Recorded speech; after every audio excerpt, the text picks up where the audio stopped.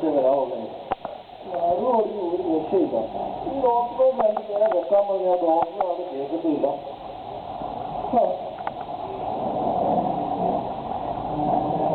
ഡോക്ടറെ പേര് കണ്ടില്ലേ?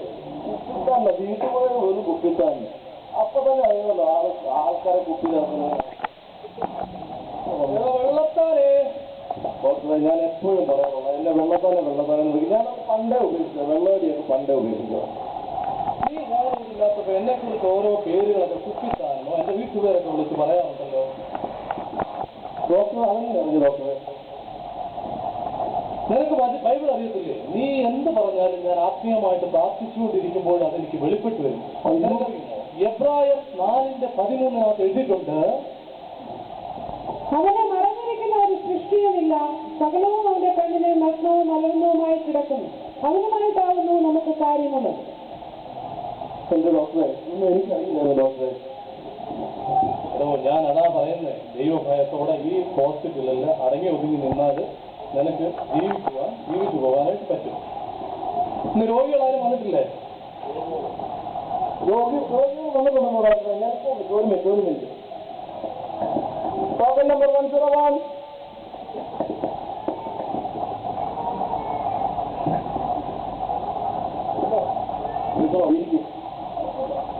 ഡോക്ടറുണ്ട്, ആദ്യം ഇരിക്കും. ഞാൻ ഫയൽ ക്രിയേറ്റ് ചെയ്യട്ടെ. അതൊക്കെ തന്നെ ഡോക്ടറിനെ എടുക്കാൻ പോകണം. ഡോക്ടറിനെ കാണാൻ ആദ്യം ഇരിക്കും. അതെന്റെ ഫയൽ ക്രിയേറ്റ് ചെയ്യട്ടെ. എനിക്ക് എന്താ പേരെന്താ? പേര് ചാക്കോ. ചാക്കായാലും സഞ്ചായാലും എന്താ ജ്ഞാനപ്പെട്ടെ? അത് ഓർമ്മയില്ല കേട്ടോ. അത് അച്ഛനോട് ചോദിക്കേണ്ടി വരും. കുറെ നാളായില്ലേ. അത് പള്ളിയിൽ അച്ഛൻ അവിടെ രജിസ്റ്റർ നോക്കേണ്ടി വരും.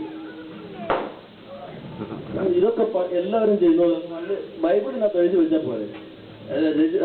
ID കാർഡും തിരിച്ചറിയ കാർഡും ലവ് ലെറ്ററും എല്ലാം ഇപ്പോൾ എല്ലാവരും ബൈബിളിനകത്ത് എഴുതുന്നത്. അതാണ് സേഫ്. ബൈബിള് ഞാൻ കൊണ്ടുവന്നില്ല, അത് കൊണ്ട് നടക്കാറില്ല. വല്ലപ്പോഴൊക്കെ അത് എടുക്കാറുള്ളൂ. അതിപ്പോ പൊടി അടിച്ചു കാണും. നോക്കട്ടെ, അടുത്ത ആഴ്ച ഒപ്പന്തരാം. എന്താ പള്ളിയുടെ പേരെന്താ? പള്ളി പണ്ട് പോയ ചർച്ച തന്നെ. ചർച്ച മാറിയിട്ടില്ല, EPC. എന്നാ അവസാനം പോയ പള്ളി പോയ കഴിഞ്ഞ ദുഃഖ വെള്ളിയാഴ്ച 25 ഡിസംബറിന് പോയതാ. ഡിസംബറിലെ ദുഃഖ വെള്ളിയാഴ്ചയോ? ഇന്ന് ഒരു ദുഃഖം ഉണ്ടായിരുന്ന ചർച്ചിൽ അന്ന് പോയതേ ഉള്ളൂ. ഒരാൾ മരിച്ചുപോയി, അന്ന് പോയതാ. ആട്ടെ, അഭിഷേകം പ്രാപിച്ചാണോ? ചെറിയൊരു ശക്തിയുണ്ട്, തുള്ളുന്നൊക്കെ ഉണ്ട്. അഭിഷേകമാണെന്നൊരു സംശയമുണ്ട്, അതൊന്ന് സർട്ടിഫൈ ചെയ്യണം. സ്തോത്രകാഴ്ച, ദശാംശം, മനഃപൂർവ്വദാനം, ഇതിലേതെങ്കിലും ഇടുമോ? എന്റെ സാറേ, ഇതൊക്കെ എന്തിനാ ചോദിക്കുന്നത്? അത് എന്റെ ഇഷ്ടമല്ലേ. ഇടുവേടായിരിക്കുന്നു. നിങ്ങൾക്ക് ഡോക്ടറെ കാണാൻ സംഭവിക്കില്ലയോ? അല്ല, ഇതിലേതെങ്കിലും ഇടുമോ എന്നല്ല ചോദിച്ചോളൂ. അപ്പോഴേ നിങ്ങൾ ഇങ്ങനെ ചൂടാകായോ? ഡോക്ടറിനെ കാണാൻ പറ്റുമല്ലോ. ഒരു മിനിറ്റ്, ഞാൻ ഡോക്ടറിന്റെ അടുക്കൽ ഫയൽ കൊടുക്കട്ടെ. ഡോക്ടറെ, ഒരു രോഗി പറഞ്ഞു. പറഞ്ഞോട് പറഞ്ഞു.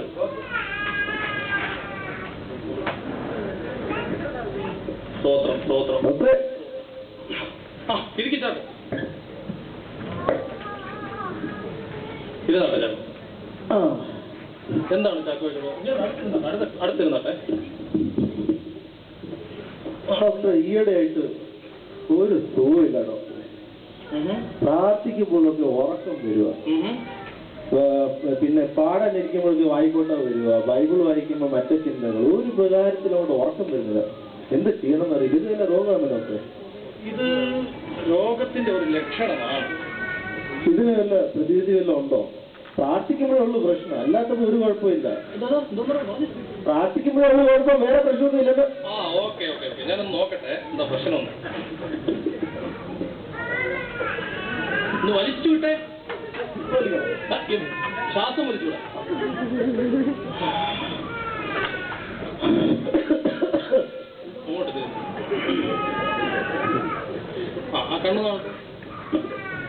ഈ കണ്ണ് മുഴുവനും ആത്മീയ കാഴ്ചപ്പാടിന്റെ കുറവുകൾ കാണുന്നുണ്ട്.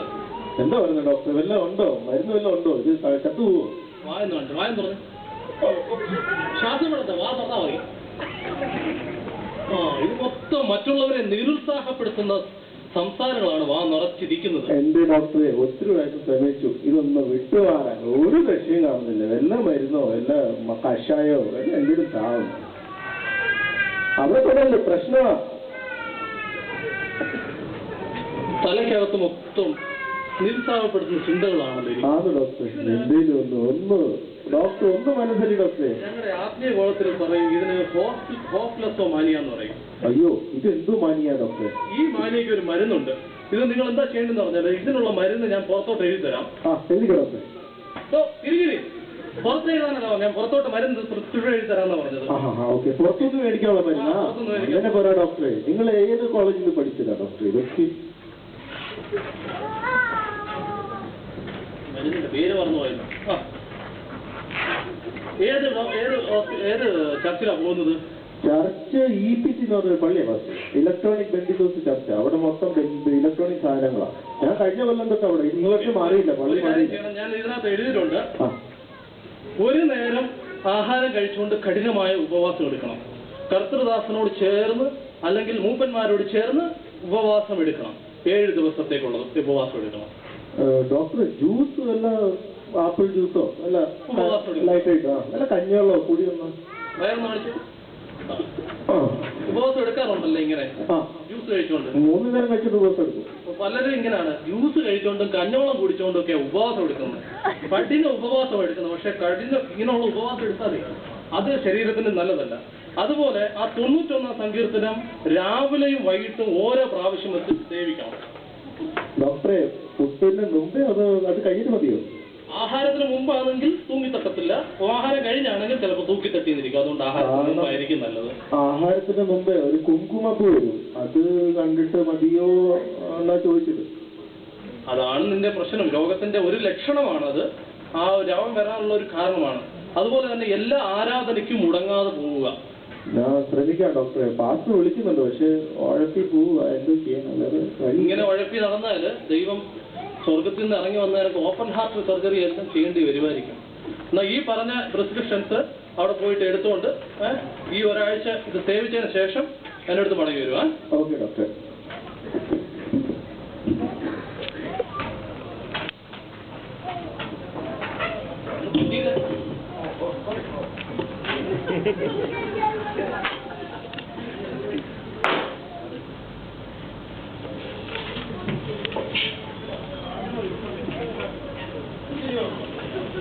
അടുത്ത പ്രാവശ്യം വരുമ്പോൾ കൊണ്ടുവന്നല്ലേ മരുന്ന് ഞാൻ മാറ്റി തരും.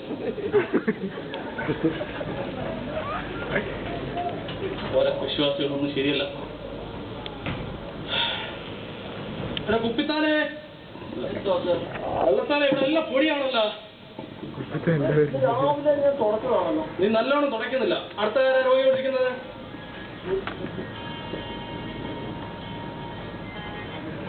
Hello hello hello hello hello hello, doctor ഉണ്ടോ? ഡോക്ടർ ഇപ്പൊ ഉണ്ടിട്ട് വന്നോളൂ. ഇതുകൊണ്ടാണ് കൊണ്ടുപോകാൻ. ഞാൻ ഉണ്ടിട്ടില്ല. എനിക്ക് ഡോക്ടറിനോടൊന്ന് സംസാരിക്കണം. വെറുതെ ഞാൻ ശോശാമയാ സംസാരിക്കുന്നത്. ഒരു മിനിറ്റ്. ഡോക്ടറെ, ഇത് ശോശാമ സംസാരിക്കുന്നു. ഹലോ ശോശാമേ. Hello doctor. Praise the Lord. Praise the Lord.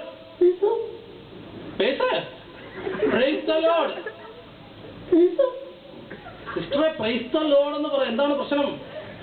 ഡോക്ടറെ, ഞാൻ ഓഫീസിലാണ്. നാളെ കേടല്ലേ ഡോക്ടറെ?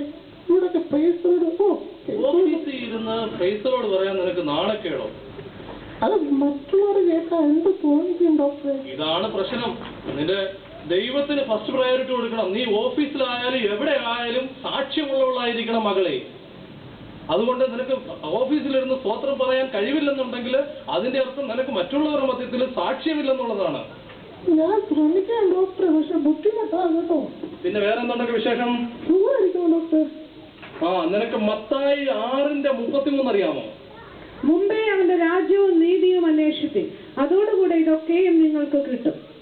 ദൈവത്തിന് ഫസ്റ്റ് പ്രയോറിറ്റി കൊടുക്കണം. ഓക്കെ, അത് പിന്നെ വേറെ എന്തുകൊണ്ട് വിശേഷങ്ങളൊക്കെ പറഞ്ഞോട്ടെ. വേറെ ഒന്നുമില്ല ഡോക്ടർ, വെറുതെ ഓഫീസിൽ വെറുതെ എടുത്ത് കാശ് പോകുന്നു, അതിനെ വിളിക്കുന്നത്. മകളെ, കഴിഞ്ഞ ആഴ്ച നീ ആരാധന കഴിഞ്ഞിട്ട് നേരത്തെ ഇറങ്ങിപ്പോയല്ലോ. ആ തിരുവത്താഴം കഴിഞ്ഞ് ഒട്ടനെ ഇറങ്ങി പോകുന്നുണ്ട്. അതെന്താണ് ഇങ്ങനെ ആരാധന അലക്ഷ്യമായിട്ട് വിചാരിക്കുന്നത്? എന്തോ പറയാനാ ബാസ്, എനിക്ക് ആ ഡയനാമാര് പുതിയ ചുരിദാറിന്റെ കഥയൊക്കെ കേൾക്കാൻ എനിക്ക് ഒരു ഇഷ്ടമല്ല ഡോക്ടർ പാസ്റ്റർ. പിന്നെ എന്താ പറയാ, ആ പുതിയ വിസിറ്റിംഗ് പാസ്റ്റർ വന്നു, പുള്ളി കുറെ CD ഒക്കെ കൊണ്ടുവന്ന് പോകുമ്പോ മേടിച്ചോണ്ടേ പോകുന്നു പറഞ്ഞു.